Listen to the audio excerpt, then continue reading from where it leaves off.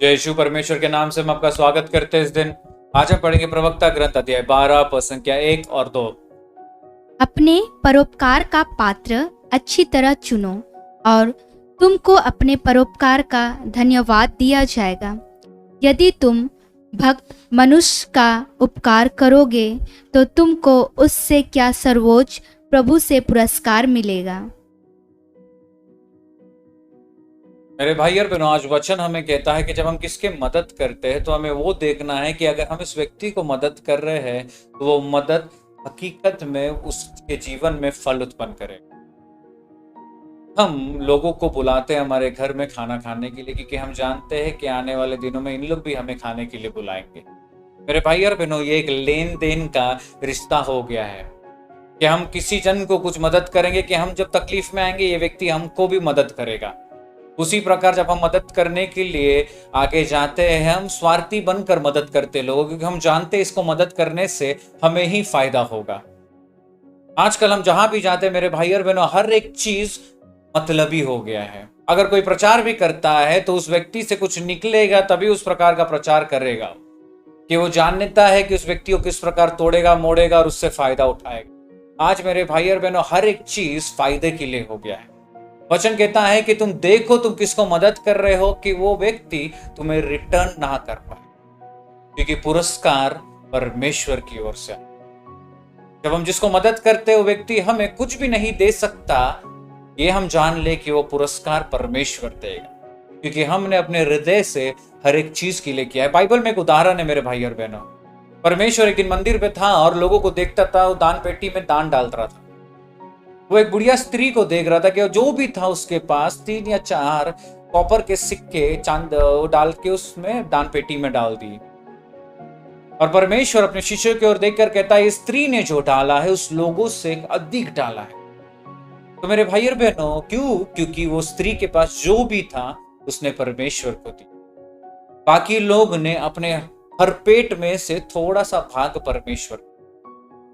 इसलिए मेरे भाई और बहनों, जब हम किसी को कुछ भी देते हैं पूर्ण रूप से देना है और ये देखना है कि हम जिससे मदद कर रहे हैं, जिसको मदद कर रहे हैं, वो अगर हमें दे नहीं पाए तो ये टेंशन नहीं लेना, क्योंकि हमारा पुरस्कार परमेश्वर की ओर से।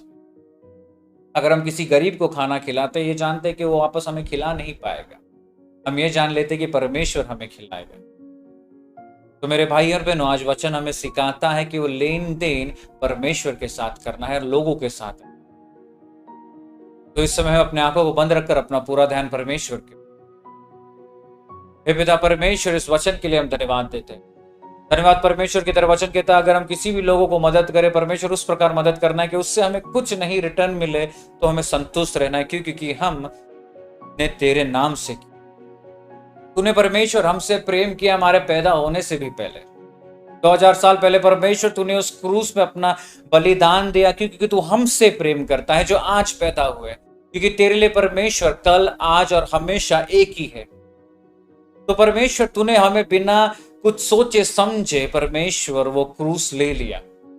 तू जानता था कि हम तेरे पास से कितनी बार भागेंगे, कितनी बार आएंगे, कितनी बार तुझे ना कहेंगे, लेकिन फिर भी तूने वो क्रूस लिया क्योंकि तू हमसे प्रेम करता। तेरा प्रेम परमेश्वर स्वार्थी प्रेम नहीं था।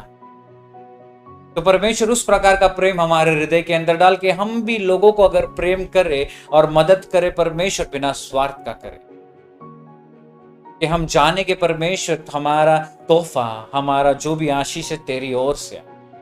हमें जो भी मिलना है लोगों से नहीं, तेरे से मिलेगा, क्योंकि हमने तेरे नाम से किया है।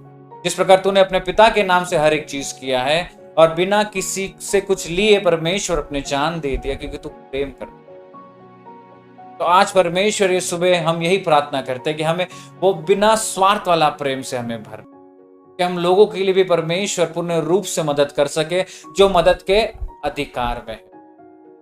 जिसको अच्छे से मदद चाहिए उसी हम मदद करें, ना कि जो हमसे कोई ले और दे कर सके उससे नहीं। परमेश्वर, और यही प्रार्थना परमेश्वर इस सुबह तेरे नाम से हम मांगते और कबूल करते हैं। आमीन। जय यीशु।